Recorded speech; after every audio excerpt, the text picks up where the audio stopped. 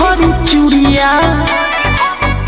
हरियर कंगनवाना ए राजा हो सावन में निक लागे हरी हरी चूड़िया हरियर कंगनवाना ओही बहिन सैया देव घर जाइब पूरा धर मनवाना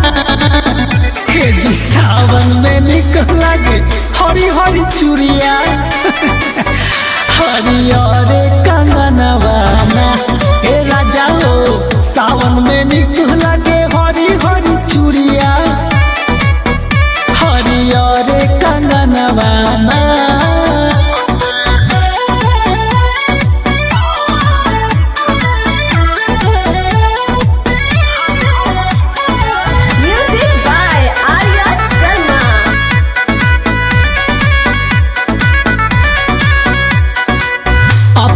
धन के महन न मारा हो ए बबुआ के पापा तो सुनो तू चल जल ढारे हो हे छोटका के पापा अपना धन के महन न मारा हो ए बबुआ के पापा तो सुनो न तू चल जल ढारे हो ए छोटका के पापा मानन बतिया जुड़ा बन छतिया मोरो सजनवाना ए जी सावन में निक लागे हरी हरी चूड़िया हरियर कंगनवाना हे रामा हो सावन में निक लागे हरी हरी चूड़िया हरियर कंगनवाना।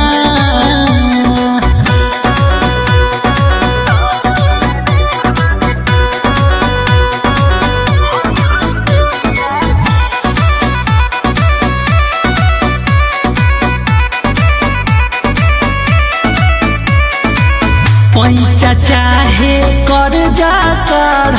हो ए दिलदार सजनवा आलम दिल साद मन जनमा रहो डहकी मोर परनमा पैसा चाहे कर जा कर हो ए दिलदार सजनवा आलम दिल साद मन जनमा रहो डहकी मोर परनमा